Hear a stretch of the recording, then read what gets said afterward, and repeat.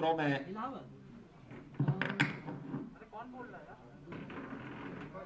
आज की इस विशेष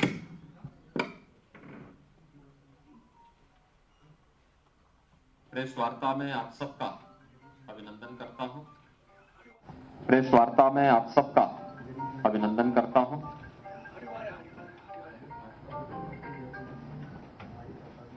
आज हमारी टीम के वरिष्ठतम और महत्वपूर्ण सदस्य उप मुख्यमंत्री श्री केशव प्रसाद मौर्य जी अपना नामांकन कर रहे हैं। उनके प्रति मैंने सुबह ही अपनी शुभेच्छा व्यक्त की है। मैं अपनी टीम की ओर से यहाँ पर मेरे साथ deputy CM doctor Dinesh Sharma ji, केंद्रीय खेलकूद और सूचना प्रसारण मंत्रालय के मंत्री और प्रदेश के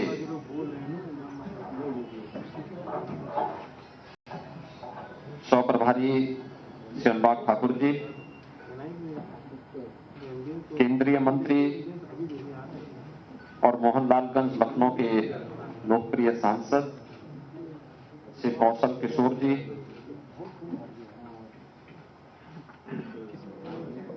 भारतीय जनता पार्टी के प्रदेश के महामंत्री और मुख्यालय के प्रभारी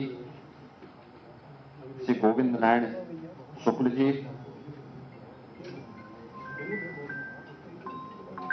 अनुसूचित जाति वित्त एवं विकास निगम के अध्यक्ष और सुप्रसिद्ध दलित चिंतक श्री लालजी प्रसाद निर्मल जी समेत अपने इस पूरी टीम के साथ मैं आपका अभिनंदन करता हूं। मित्रों, 5 वर्ष का कार्यकाल जब हमारी सरकार अपना पूरा कर रही है तो स्वाभाविक रूप से 5 वर्ष पहले जब उत्तर प्रदेश विधानसभा चुनाव प्रारंभ हो रहे थे उस समय उत्तर प्रदेश की जनता के सामने भारतीय जनता पार्टी ने कुछ संकल्प लिए थे। उन संकल्पों की दिशा में पिछले 5 वर्षों में भारतीय जनता पार्टी नेतृत्व की सरकार ने क्या कुछ किया है उसकी रिपोर्ट देना भी ये मेरा परम दायित्व है और अपने उसी परम दायित्व का निर्वहन करने के लिए आज हम सब यहां पर मैं अपनी टीम के साथ आपके बीच में उपस्थित हुआ हूं। 5 वर्ष के कार्यकाल की इस अवधि के दौरान 3 वर्ष की एक यात्रा हमारी वह है जिसमें निर्विघ्न रूप से प्रदेश सरकार ने प्रदेश की छवि को बेहतर तरीके से आगे बढ़ाया। लेकिन अगले 2 वर्ष वैश्विक महामारी कोरोना एक चुनौती बनकर के न केवल हमारे सामने बल्कि पूरी दुनिया की मानवता के सामने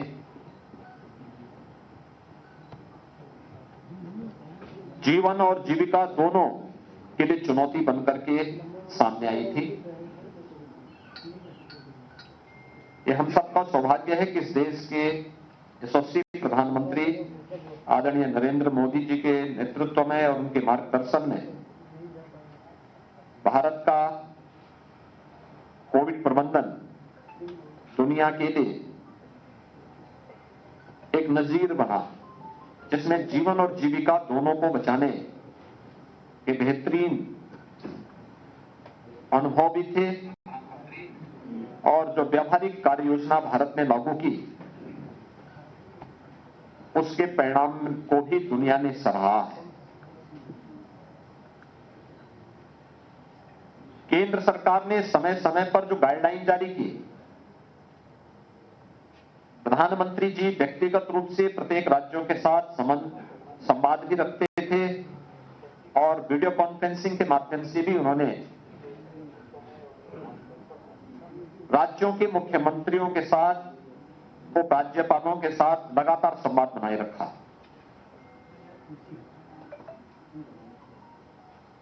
आज उसी का परिणाम है कि देश की सबसे बड़ी आबादी का राज्य उत्तर प्रदेश कोविड प्रबंधन में देश के लिए सबसे बेहतरीन परिणाम देने में भी सफल रहा।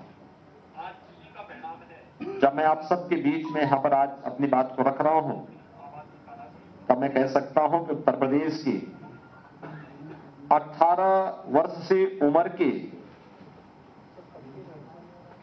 हर व्यक्ति को, जो एलिजिबल था, उस हर एक व्यक्ति ने कोविड वैक्सीन की पहली डोज ले ली है। यानी 100% आच्छादित करने वाला देश की सबसे बड़ी आबादी का यह राज्य है। डबल डोज लेने वाली 70% से अधिक लोगों ने डबल डोज ले ली है।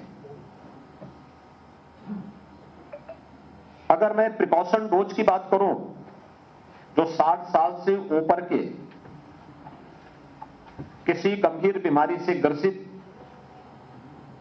व्यक्ति या हेल्थ वर्कर्स की बात है, तो वह 15,38,992 लोगों ने भी प्रिकॉशन डोज भी ले ली है। और 15 to 16 जो 17 जो 15 प्लस से जुड़ी 15 से 17 वर्ष के जो यूथ हैं, इसमें भी 1,67,281 यूथ ने फर्स्ट डोज ले ली है। कुल मिलाकर के 26,48,06,934 वैक्सीन की डोजेज अब तक उत्तर प्रदेश के अंदर दी जा चुकी है।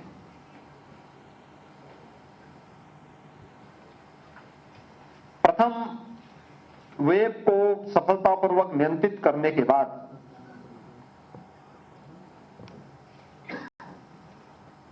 बहुत सारी चुनौतियां हमारे सामने आई थी। हमारे यहां के युवा, हमारे यहां के छात्र जो प्रतियोगी परीक्षाओं की तैयारी करने के लिए कोटा राजस्थान में गए थे, लॉकडाउन के दौरान उन्हें सुरक्षित उनके घरों तक पहुंचाने का कार्य रहा हो या प्रयागराज में प्रतियोगी परीक्षाओं की तैयारी कर रहे छात्रों को सुरक्षित उनके घरों तक पहुंचाने की कार्रवाई, यह सरकार ने पूरी प्रतिबद्धता के साथ अपने दायित्वों का निर्वहन किया और उस कार्य को उस समय निभाया ही। उत्तर प्रदेश के 40 लाख प्रवासी कामगार और श्रमिक जो अन्य राज्यों में रोजी रोटी के लिए गए थे, जब उनके सामने संकट आया तो उन्हें सफलतापूर्वक उनके घरों तक पहुंचाने की व्यवस्था, उनके लिए खाद्यान्न की व्यवस्था, कम्युनिटी किचन के माध्यम से हर राह चलते हुए राहगीर, भरण पोषण के माध्यम से प्रदेश के अंदर के उस समय हर एक श्रमिक के और हर एक परिवार के साथ राज्य सरकार ने जहां पहली वेव के दौरान सफलतापूर्वक कुछ मॉडल स्थापित किए थे, तो सेकेंड वेव के दौरान ऑक्सीजन की क्राइसिस के फलस्वरूप प्रधानमंत्री जी के आह्वान पर उत्तर प्रदेश ने 551 से अधिक ऑक्सीजन प्लांट भी स्थापित किए। आज उत्तर प्रदेश का हर जनपद ऑक्सीजन आत्मनिर्भरता के लक्ष्य को प्राप्त कर चुका है। सेकेंड वेव को भी सफलतापूर्वक नियंत्रित करने के बाद थर्ड वेव को भी आज हम लोग पूरी तरह नियंत्रित कर चुके हैं। थर्ड वेव में हमारे यहां 17 जनवरी को 1,06,616 एक्टिव केस थे 17 जनवरी को, और आज 3 फरवरी है। 3 फरवरी को एक्टिव केस की संख्या जो उत्तर प्रदेश के अंदर है वह मात्र 41,471 है। आप देख सकते हैं कि पिछले यानी 60,000 से अधिक मामले कम हुए हैं पिछले 15 दिन के अंदर। देश के अंदर सर्वाधिक कोविड टेस्ट करने वाला राज्य उत्तर प्रदेश है। 10,47,00,600 से अधिक कोविड टेस्ट अब तक उत्तर प्रदेश के अंदर सफलतापूर्वक संपन्न हुए हैं और कोविड की थर्ड वेव के बारे में जो आशंका थी, इस आशंका को भी उत्तर प्रदेश सरकार ने सफलतापूर्वक नियंत्रित करते हुए जीवन और जीविका को बचाने के कुछ मॉडल खड़े किए हैं। कोरोना जैसी महामारी भी तात्कालिक दृष्टि से हमारी स्पीड को कम करने के लिए थोड़े बहुत ब्रेकर के रूप में कोविड सामने आया है, लेकिन उस सब के बावजूद आज मुझे बताते हुए प्रसन्नता है कि विगत 5 वर्ष के इस यात्रा के दौरान उत्तर प्रदेश ने कुछ मील के पत्थर भी गड़े हैं। खासतौर पर उत्तर प्रदेश देश की आबादी का सबसे बड़ा राज्य है। क्षेत्रफल की दृष्टि से चौथा बड़ा राज्य है, लेकिन अर्थव्यवस्था की जब बात आती थी तो उत्तर प्रदेश की अर्थव्यवस्था 6-7वें स्थान पर गिनी जाती थी। 1947 से 2017 तक उत्तर प्रदेश की अर्थव्यवस्था 6-7वें स्थान तक चल रही थी और 70 वर्षों में जो काम नहीं हो पाया, मात्र 5 वर्ष में ही उत्तर प्रदेश की इस इकोनॉमी को, अर्थव्यवस्था को हम देश के अंदर नंबर 2 स्थान पर लाने में हमें सफलता प्राप्त हुई। उत्तर प्रदेश को प्रति व्यक्ति आय को बढ़ाने में 1947 से लेकर के 2017 तक इन 70 वर्षों में प्रति व्यक्ति आय 43,000 से लेकर 46,000 वार्षिक ही बन पाई थी। आज यह वार्षिक आय, प्रति व्यक्ति आय जो वार्षिक है, यह हम लोग 94,000 तक पहुंचाने में सफल हुए हैं। 2015-16 में उत्तर प्रदेश का जो वार्षिक बजट था वह मात्र 2 लाख करोड़ के आसपास था। कोविड-19 के बावजूद यह वार्षिक बजट 6 लाख करोड़ तक पहुंचने में सफल रहा और सफलतापूर्वक इन कार्यक्रमों को आगे बढ़ाने के साथ ही उत्तर प्रदेश ने कुछ अन्य बातें इस दौरान तय की। खासतौर पर निवेश के लिए एक सबसे अच्छे गंतव्य के रूप में उत्तर प्रदेश स्थापित हो, इसके लिए व्यवसाय की सुगमता यानी ease of doing business, ease of doing business में 15-16 में उत्तर प्रदेश देश के अंदर 14वें स्थान पर था। यानी देश और दुनिया का कोई भी निवेशक अगर उत्तर प्रदेश के अंदर निवेश करने का इच्छुक रहता तो उत्तर प्रदेश कहीं नहीं आता था, क्योंकि उत्तर प्रदेश कोई भी निवेशक होता वो पहले टॉप के जो 3 राज्य होते हैं उनको चुनता है। उत्तर प्रदेश का स्थान 14वें स्थान पर था। आज मुझे बताते हुए कि हम लोगों ने जो रिफॉर्म किए, व्यापक रूप से तकनीक का उपयोग करके निवेश मित्र जैसे पोर्टल की स्थापना करके तमाम सेवाओं को ऑनलाइन की, सेक्टोरियल पॉलिसीज बनाई, आज परिणाम है Uttar Pradesh ease of doing business में आज देश के अंदर नंबर 2 स्थान पर है। यानी देश और दुनिया का कोई भी निवेशक होगा, अगर उसे देश के अंदर कहीं निवेश करना होगा, जो 3 महत्वपूर्ण गंतव्य उसके सामने होंगे, उनमें से उत्तर प्रदेश एक होगा और वह आसानी से निवेश वहां पर करेगा। उत्तर प्रदेश के अंदर इस दौरान हम लोगों ने व्यापक पैमाने पर रोजगार सृजन और नौकरियों को देने की कार्रवाई भी आगे बढ़ाई, जिसने उत्तर प्रदेश के अंदर कोरोना कालखंड में भी दुनिया के अंदर हर एक जगह अर्थव्यवस्था पर बहुत बुरी असर पड़े, रोजगार पर विपरीत असर पड़ा। उत्तर प्रदेश पहला राज्य था जिसने स्किल मैपिंग की हर एक प्रवासी कामगार और श्रमिक की। हम अपना सीडी रेशो बढ़ाने में सफल रहे। जिस राज्य में बैंकों में जमा धन जमा प्रदेश की पूंजी के अनुपात में 41% लोग ही लोन ले पाते थे, उस राज्य में यह बढ़कर के लगभग 57 से 60% तक पहुंचा है। सीडी रेशो को हमने बढ़ाया।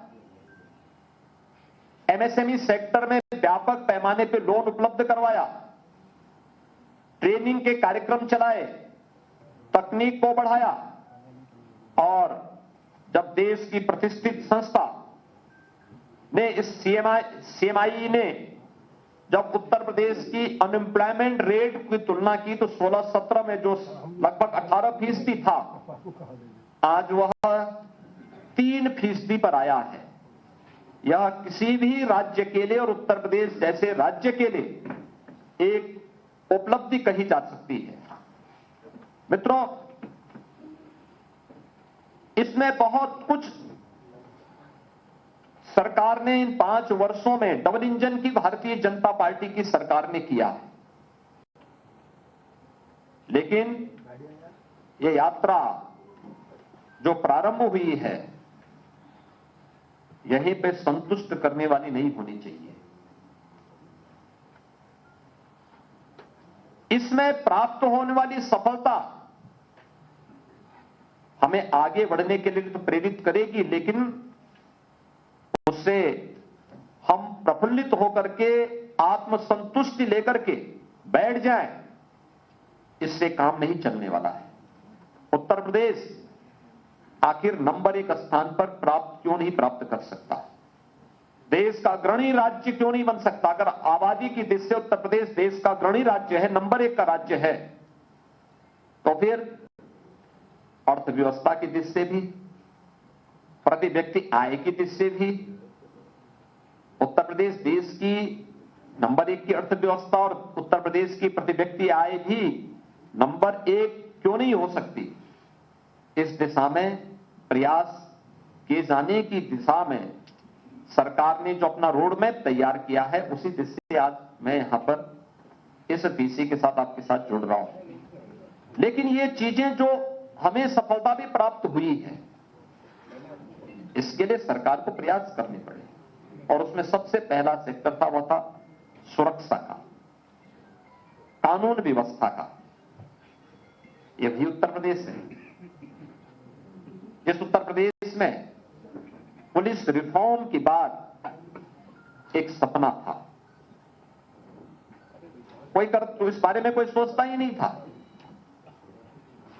क्योंकि सत्ता में आने के बाद पुलिस लोगों के लोक कल्याण का और राज्य की छवि को सुधारने का माध्यम नहीं, बल्कि व्यक्तिगत स्वार्थों के एजेंडे का हिस्सा हो जाता था और परिणाम सबके सामने है। उत्तर प्रदेश में पुलिस बल में भर्ती नहीं हो पाती थी। लगभग 1.5 लाख पुलिस की भर्ती सफलतापूर्वक उत्तर प्रदेश के अंदर इस दौरान हुई। पारदर्शी तरीके से हुई, कोई भेदभाव नहीं हुआ। 86,000 पुलिस कार्मिकों को इस दौरान जो उनके वर्षों से लंबित प्रमोशन थे, उन प्रमोशन को भी इस दौरान संपन्न किया गया और प्रदेश के अंदर जिस भर्ती पर उच्च न्यायालय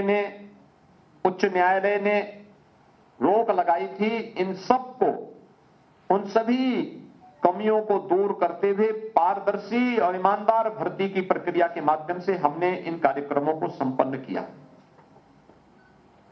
पुलिस के आधुनिकीकरण की दिशा में प्रयास किए। पुलिस वेल इक्विप्ड हो, तकनीक से भरपूर हो और हम उसे अत्याधुनिक सुविधाओं से युक्त कर सकें। पुलिस लाइन नहीं थी, बहुत सारी जगह थाने के भवन नहीं थे, उनके पास साधन नहीं थे।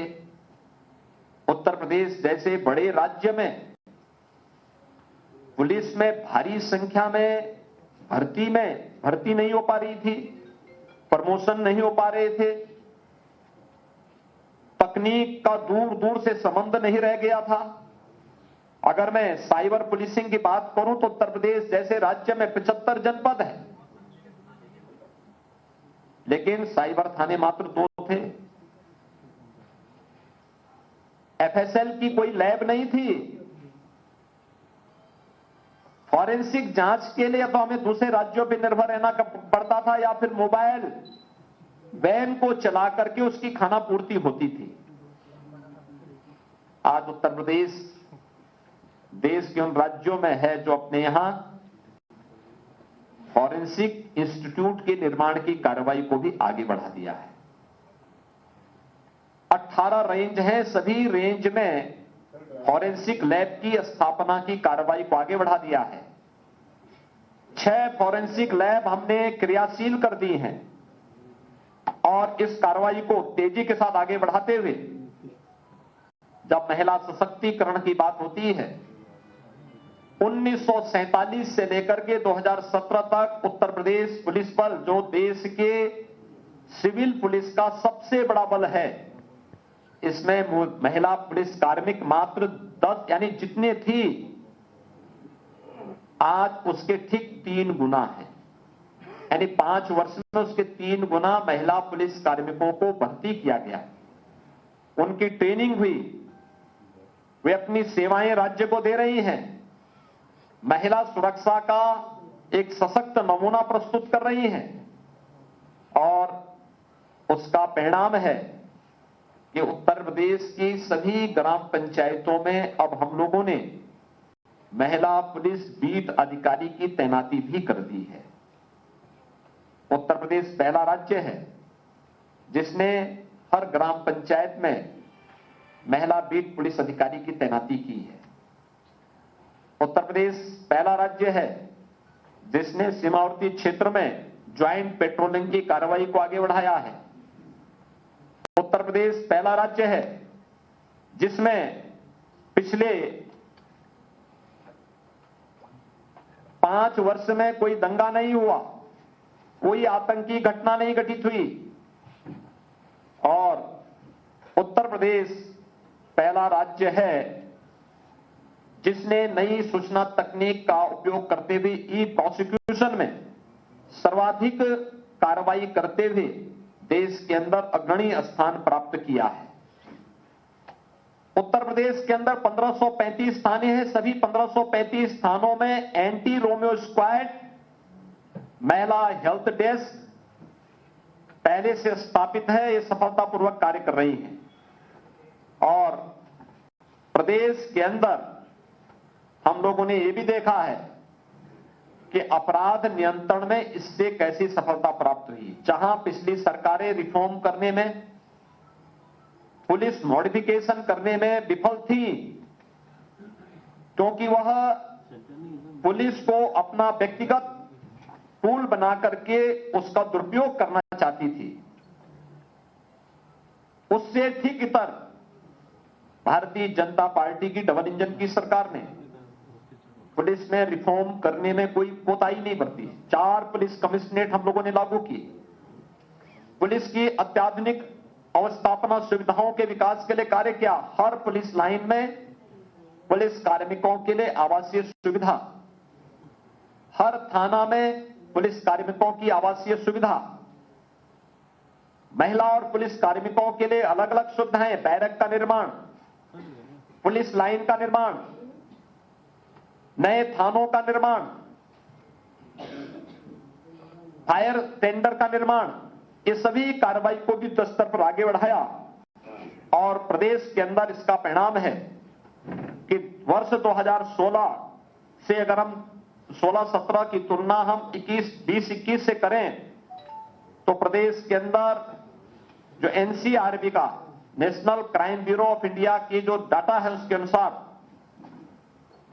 डकैती के मामलों में लगभग 58%, लूट के मामले में 64%, हत्या के मामले में 23%, फिरौती हेतु अपहरण इसके मामले में 53%, दहेज मृत्यु में 8% और बलात्कार के मामलों में 43% कमी देखने को मिली है। यानी बड़ा राज्य होने के बावजूद हम लोग इन सभी मामलों में इतनी कमी लाने में सफलता प्राप्त हुई। प्रदेश सरकार ने इस दौरान धर्मांतरण विरोधी कानून बनाया। प्रदेश सरकार ने लोक व निजी संपत्ति क्षतिपूर्ति अधिनियम बनाया। प्रदेश की सरकार की कार्रवाई में पुलिस मुठभेड़ में भी दुर्दांत अपराधी मारे गए, जिनकी संख्या 155 से अधिक, घायल हुए 3638, 13 पुलिस जवान हमारे शहीद हुए और 1236 पुलिसकर्मी घायल भी हुए। गैंगस्टर एक्ट के अंतर्गत 48,038 अभियुक्त गिरफ्तार हुए और 694 पेशेवर अपराधियों पर या माफियाओं पर राष्ट्रीय सुरक्षा कानून के तहत भी कार्रवाई हुई। प्रदेश के अंदर जो पेशेवर माफिया और अपराधी पहले सत्ता का संरक्षण प्राप्त करके गरीबों का, व्यापारियों का, बेटियों और बहनों की सुरक्षा के लिए खतरा बने हुए थे, उन पेशेवर माफिया और अपराधियों पर नकेल कसते हुए 2046 करोड़ रुपए की उनकी अवैध कमाई को जब्त करने की कार्रवाई और ध्वस्तीकरण की कार्रवाई भी राज्य सरकार ने सफलतापूर्वक किया। बहुजन समाजवादी पार्टी की सरकार के समय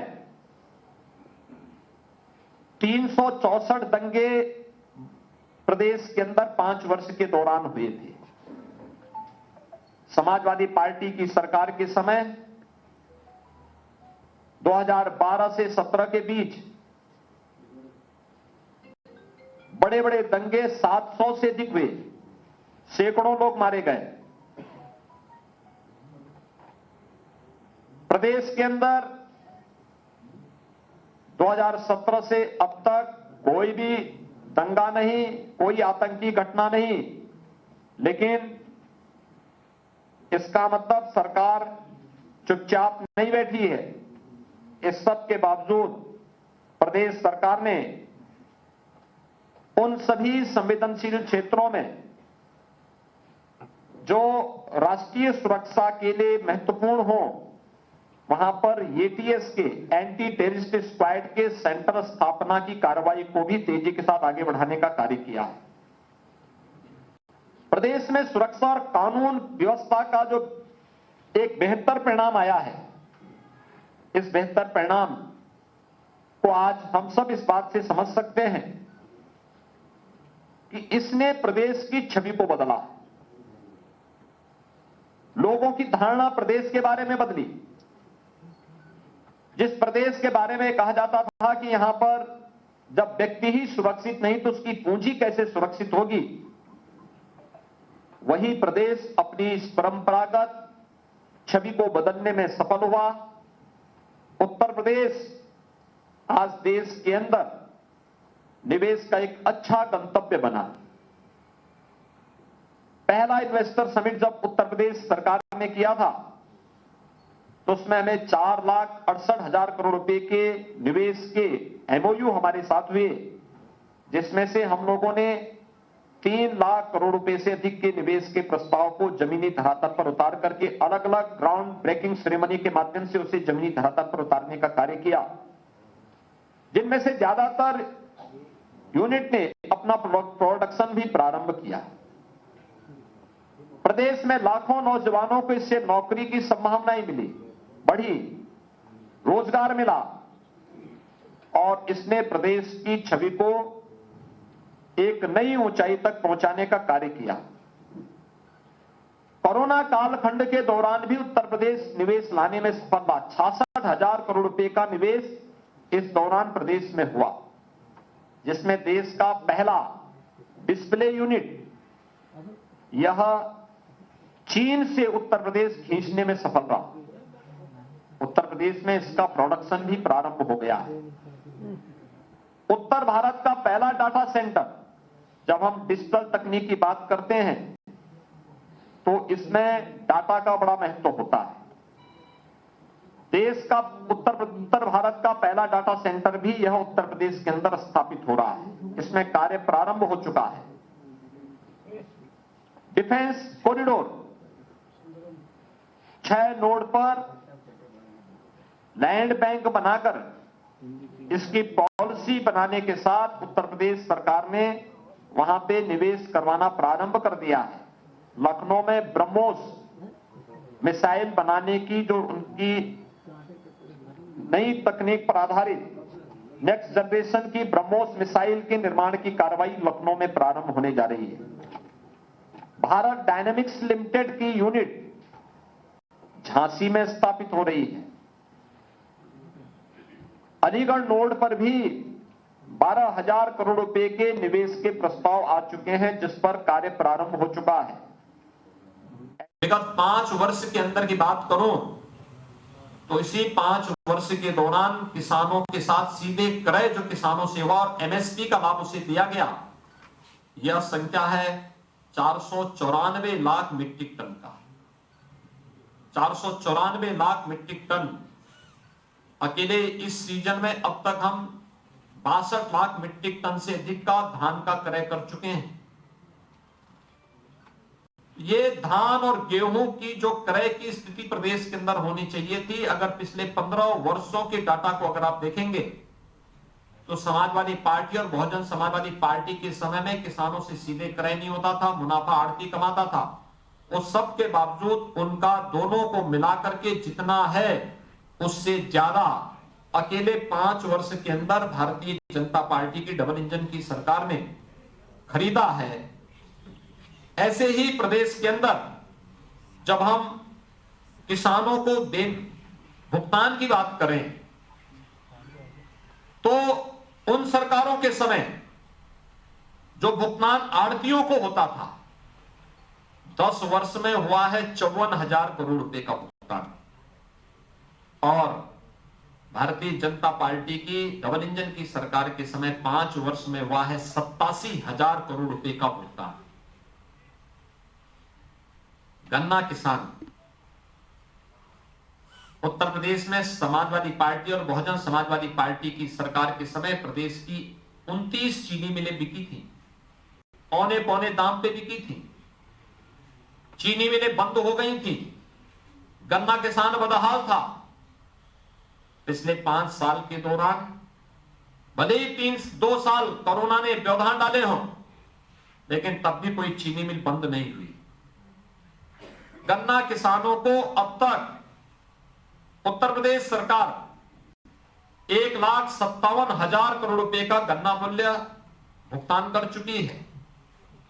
और यही नहीं, हम लोगों ने 3 नई चीनी मिल लगाई। चौधरी चरण सिंह जी जो किसानों के मसीहा थे, उनके स्वयं की कर्मभूमि पर छपरौली में रमाला चीनी मिल की स्थापना करके वो चालू हो चुकी है। ऐसे ही बस्ती जनपद के मुंडेरवा में जहां किसानों पर गोली चली थी, वहां पर भी नई चीनी मिल अपनी पूरी क्षमता के साथ कार्य कर रही है। और गोरखपुर के पिपराई चीनी मिल बंद कर दी गई थी, औने पौने दाम पे बेच दी गई थी। पिछली सरकारों के समय वहां भी एक नई चीनी मिल लग चुकी है। 20 नई चीनी मिलों के आधुनिकीकरण के साथ राज्य सरकार कार्य कर रही है और लगातार इस दिशा में आगे कार्य कर रही है। चीनी का उत्पादन की अगर हम बात करें तो 10 वर्ष में समाजवादी पार्टी और बहुजन समाजवादी पार्टी की सरकार के समय 64 लाख मीट्रिक टन चीनी का उत्पादन होता है, जबकि भारतीय जनता पार्टी की सरकार के समय देश के अंदर वार्षिक जो उत्पादन है चीनी का, यह उत्तर प्रदेश के अंदर 116 लाख 71 हजार मीट्रिक टन वार्षिक चीनी का उत्पादन वर्तमान में उत्तर प्रदेश के अंदर हो रहा है। चीनी की खपत नहीं है तो हम शुगर केन से इथेनॉल बना सकते हैं। बहुजन समाजवादी पार्टी की सरकार के समय 7 से 12 के बीच में 58 करोड़ लीटर इथेनॉल का उत्पादन हुआ। समाजवादी पार्टी की सरकार के समय 142 करोड़ लीटर इथेनॉल का उत्पादन हुआ। और भारतीय जनता पार्टी की सरकार के समय, भारतीय जनता पार्टी की डबल इंजन की सरकार ने 348 करोड़ लीटर इथेनॉल का उत्पादन प्रदेश के अंदर किया है। कृषक दुर्घटना बीमा यह केवल बीमा कंपनियों की मनमानी का आधार बन गया था। भारतीय जनता पार्टी की डबल इंजन की सरकार ने इस योजना के अंतर्गत न केवल किसान बल्कि बटाईदार को भी लेकर के प्रदेश के अंदर 2451 करोड़ रुपए की धनराशि किसान और बटाईदार परिवारों को, किसान का परिवार, बटाईदार, इन सबको अब तक उपलब्ध करवाया है। और जो लाभार्थी हैं इनकी संख्या लगभग 54,000 लोग इससे लाभान्वित हुए हैं। और प्रधानमंत्री किसान सम्मान निधि, जिसमें हर किसान को 54,000 रुपए, हर किसान को 6,000 रुपए सालाना प्राप्त होना है। इसमें सपा बसपा की सरकार के समय किसानों के उन्नयन के लिए इस प्रकार की कोई योजना नहीं थी। आज 2,57,00,000 किसानों को इसका लाभ दिया जा रहा है और इसमें 42,414 करोड़ रुपए अब तक अन्नदाता किसानों के खाते में उपलब्ध कराया जा चुका है। मित्रों, महिला सशक्तिकरण यह केवल एक नारा नहीं था, बल्कि हकीकत में भी उत्तर प्रदेश के अंदर देखने को मिला। जब उत्तर प्रदेश सरकार ने प्रधानमंत्री मोदी जी की प्रेरणा से बेटी बचाओ बेटी पढ़ाओ के अभियान, मातृवंदना अभियान, जननी सुरक्षा अभियान जैसे कार्यक्रमों को सफलतापूर्वक लागू करने के बाद उत्तर प्रदेश में स्नातक तक बालिकाओं की शिक्षा को निःशुल्क करने के बाद मुख्यमंत्री कन्या सुमंगला योजना चलाई। मुख्यमंत्री कन्या सुमंगला योजना में 11,57,000 बेटियां अब तक लाभान्वित हो रही हैं और इसने उत्तर प्रदेश के लिंगानुपात को भी सुधारने में बड़ी मदद की है। बैंकिंग कॉरेस्पॉन्डेंट सखी, हर ग्राम पंचायत में बैंकिंग की सुविधा उपलब्ध करवाने के लिए एक बैंकिंग कॉरेस्पॉन्डेंट सखी वर्तमान में कार्य कर रही है। गांव में, जिस गांव में जो व्यक्ति निवास करता है, उस गांव में उसने अगर अपना मकान बनाया है तो पहले ग्राम पंचायत की भूमि होती थी, उसका कोई भी मालिकाने अधिकार उस परिवार को नहीं मिलता था। मकान उजड़ गया तो दोबारा मकान बना रहा है तो कोई दबंग उसको नहीं बनने देता था। लेकिन पीएम स्वनिधि, पीएम स्वामित्व योजना के माध्यम से आज इस दिशा में बड़ा कदम उठाया है। उत्तर प्रदेश में 15,940 गांवों में 23,47,000 लोगों को उनकी जमीन का, जिसमें मकान बना है, उसका स्वामित्व का अधिकार उसे प्राप्त किया गया है। घरौनी जिसे आप कह सकते हैं, एक घरौनी उपलब्ध कराया गया है। 10 लाख महिला स्वयंसेवी समूह के माध्यम से 1 करोड़ महिलाओं को जोड़ने की कार्रवाई हुई है और प्रदेश के अंदर पोषण मिशन के कार्यक्रम को हर जनपद में ये महिला स्वयंसेवी समूह चला रहे हैं। हर ग्राम पंचायत में बने हुए सामुदायिक शौचालय के निर्माण के कार्यक्रम को भी यही लोग बढ़ा रहे हैं और प्रदेश के अंदर वर्तमान में 1,803 फेयर प्राइस शॉप को भी ये लोग चला रहे हैं। राज्य सरकार ने तय किया कि जहां भी राशन कोटे की शिकायत हो वहां पर यह कार्यक्रम हम लोग महिला स्वयंसेवी समूह के माध्यम से चलाएंगे। रसोई गैस के सिलेंडर उत्तर प्रदेश के अंदर गरीब महिलाओं को पिछले 5 वर्ष के दौरान 2 करोड़ से अधिक निःशुल्क रसोई गैस के कनेक्शन उपलब्ध कराए गए और इसमें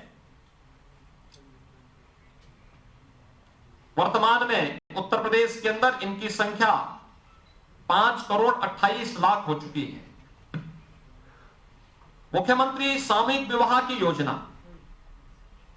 मुख्यमंत्री सामूहिक विवाह की योजना में राशि 51,000 लाभार्थी परिवार को उपलब्ध कराई जाती है और इस योजना में अब तक 1,76,474 जोड़ों को वैवाहिक बंधन से बांध करके उन्हें शासन की योजना का लाभ उपलब्ध कराया गया। बेटियों की सुरक्षा की दृष्टि से पास्को एक्ट के मामलों के निस्तारण की कार्रवाई, पास्को से जुड़े मामलों की त्वरित सुनवाई हेतु 218 फास्ट ट्रैक कोर्ट की स्थापना भी उत्तर प्रदेश के अंदर इस दौरान हुई। मित्रों, उत्तर प्रदेश में सरकारी नौकरी सदैव एक विवाद का कारण बनती थी, क्योंकि इसमें भाई भतीजावाद था, इसमें जातिवाद था, इसमें तमाम प्रकार की अन्य शिकायतें आती थी, व्यापक पैमाने पर भ्रष्टाचार भी था। आज मुझे बताते हुए प्रसन्नता है कि 5 वर्ष के दौरान उत्तर प्रदेश के अंदर 5 लाख नौजवानों को हम लोगों ने सफलतापूर्वक सरकारी नौकरी उपलब्ध करवाई और इसके साथ ही प्रदेश के अंदर 1 करोड़ यूथ को टैबलेट और स्मार्टफोन देने की कार्रवाई को भी आगे बढ़ाया गया है। समाजवादी पार्टी की सरकार ने लैपटॉप की बात की थी। 15 करोड़ लैपटॉप उस समय खरीदे भी गए थे, लेकिन केवल 6 लाख ही वितरित किए गए। शेष कहां चले गए कोई पता नहीं। लेकिन वर्तमान में राज्य सरकार ने एक पारदर्शी व्यवस्था के तहत उत्तर प्रदेश के हर यूथ को 1 करोड़ टैबलेट और स्मार्टफोन देने की कार्रवाई प्रारंभ की है और उसके परिणाम भी उत्तर प्रदेश के अंदर देखने को मिले हैं। खासतौर पर सुरक्षा और रिफॉर्म का परिणाम क्या है? निवेश और एमएसएमई सेक्टर में तेजी आने के कारण 1 करोड़ 61 लाख से अधिक लोगों को इसमें सीधे सीधे नौकरी और रोजगार प्राप्त हुआ। प्रदेश के अंदर परंपरागत हस्तशिल्पियों को प्रोत्साहित करने का परिणाम था कि उत्तर प्रदेश के अंदर व्यापक पैमाने पर स्वतः रोजगार को सृजन करने का भी एक अवसर प्राप्त हुआ। प्रदेश ने नए विश्वविद्यालयों की स्थापना में भी महत्वपूर्ण भूमिका का निर्वहन किया। खासतौर पर अलीगढ़, आजमगढ़ और सहारनपुर में नए राज्य विश्वविद्यालय, मेरठ में मेजर ध्यानचंद जी के नाम पर एक नया खेल विश्वविद्यालय, लखनऊ में सरदेव अटल जी के नाम पर अटल मेडिकल विश्वविद्यालय, प्रयागराज में प्रथम राष्ट्रपति राजेंद्र प्रसाद जी की स्मृति में नेशनल लॉ यूनिवर्सिटी की स्थापना की कार्रवाई चल रही है और गोरखपुर में आयुष विश्वविद्यालय। ये सभी कार्यक्रम उत्तर प्रदेश के अंदर व्यापक पैमाने पर बड़े बड़े इंफ्रास्ट्रक्चर के कार्य हुए। प्रदेश के अंदर भर्ती की प्रक्रिया पूरी पारदर्शी तरीके से संपन्न हुई, जिनमें से 1.5 लाख से अधिक पुलिस कार्मिकों का, 1.5 लाख से अधिक शिक्षकों की भर्ती भी इसके साथ जुड़ी हुई है। छात्रावास, पिछली सरकारों के समय छात्रावास एक घोटाला बन गया था और प्रदेश के अंदर सपा बसपा की सरकार में एक प्रतिस्पर्धा चलती थी। बहुजन समाजवादी पार्टी की सरकार में पिछड़ी जाति के और समाजवादी पार्टी की सरकार में अनुसूचित जाति जनजाति के छात्रों की स्कॉलरशिप को रोक दी गई। हमारी सरकार जब आई तो डबल इंजन की सरकार वर्तमान में 1 करोड़ 78 लाख छात्रों को 13,618 करोड़ रुपए की वर्तमान में छात्रवृत्ति उपलब्ध करवा रहा है। प्रदेश के अंदर बेसिक शिक्षा परिषद की कायाकल्प करने के लिए एक नई योजना हम लोगों ने उस समय चालू की थी। 1,40,000 विद्यालयों को स्मार्ट विद्यालय बनाने के लिए, फ्लोरिंग, बच्चों के लिए बैठने के लिए डेस्क और बेंच, सेपरेट टॉयलेट, पेयजल की सेपरेट व्यवस्था, ये सभी सुविधाएं 1,40,000 से अधिक विद्यालयों में उत्तर प्रदेश के अंदर वर्तमान में उपलब्ध कराया जा सका है। और यही नहीं, बेसिक शिक्षा परिषद के स्कूलों में उत्तर प्रदेश के अंदर वर्तमान में 1,81,00,000 बच्चों को जूता, मोजा, स्वेटर, बुक, बैग्स, ये सभी उपलब्ध करवाने की कार्रवाई भी राज्य सरकार के द्वारा संपन्न हुई है। लगातार इस कार्रवाई को अब हम लोग डीबीटी के साथ जोड़ करके इस कार्यक्रम को आगे बढ़ा रहे हैं। मित्रों, जब मैं गरीब कल्याण की बात करता हूं, उत्तर प्रदेश जैसे राज्य में 2017 के पहले भूख से मौतें होती थी। मुझे याद है 2016 में मैं स्वयं सांसद था। जनपद कुशीनगर, सोनभद्र, चित्रकूट और अन्य राज्यों में भूख के कई प्रकरण आए थे, जहां पर कुछ क्षेत्रों में मैंने स्वयं विजिट भी किया था। आज मैं कह सकता हूं, उत्तर प्रदेश में हर एक प्रत्येक व्यक्ति को जो पात्रता की श्रेणी में आता है, उसे राशन की सुविधा राज्य के अंदर ईमानदारी के साथ प्राप्त हो रही है। हम लोगों ने प्रदेश के अंदर 4,800 करोड़ रुपए के कुल फंड के 80,000 जो पब्लिक डिस्ट्रीब्यूशन सिस्टम की फेयर प्राइस शॉप्स हैं, इन सभी फेयर प्राइस शॉप में वर्तमान में कोविड कालखंड के दौरान सरकार 2 बार फ्री में राशन उपलब्ध करवाने की कार्रवाई कर रही है। हम लोगों ने ये सभी 80,000 फेयर प्राइस शॉप को ई पॉस मशीन के साथ जोड़ा है। हर एक जरूरतमंद के पास राशन कार्ड है और राशन कार्ड के साथ वह व्यक्ति अपना राशन न केवल अपने गांव में बल्कि प्रदेश या देश के अंदर जहां उसकी मर्जी आती है, वहां पर उस राशन की सुविधा को इस तकनीक के माध्यम से अब प्राप्त कर सकता है। राशन की वितरण की प्रणाली को सफलतापूर्वक प्रदेश सरकार आगे बढ़ा रही है और राष्ट्रीय स्तर पर इसको सराहना भी मिली है। प्रदेश सरकार ने निराश्रित महिला पेंशन, वृद्धावस्था पेंशन और दिव्यांगजन पेंशन, इस पेंशन को ही बढ़ाया है। पिछली सरकार, आप सब इस बारे में जानते हैं कि समाजवादी पार्टी की सरकार में सब पेंशन इन वृद्धजनों का, विधवा महिलाओं का, दिव्यांगजनों का पेंशन रोक सा दिया गया था। उन्होंने इस पेंशन को अपने कैडर, समाजवादी कैडर की तरफ डाइवर्ट कर दिया था। जब सरकार बीजेपी नेतृत्व की आई, फिर से ये पेंशन शुरू की और मुझे बताते हुए प्रसन्नता है कि वर्तमान में उत्तर प्रदेश के अंदर हम लोग 1,000 रुपए पर लाभार्थी के हिसाब से 1 करोड़ ऐसे परिवारों को जो अनुमन्य हैं, उन्हें 12,000 रुपए सालाना पेंशन की सुविधा उपलब्ध करवाने की कार्रवाई किए हैं। चाहे वह दिव्यांगजन पेंशन हो, वृद्धावस्था पेंशन हो या विधवा पेंशन हो, इसे उपलब्ध करवाने का कार्य हो रहा है।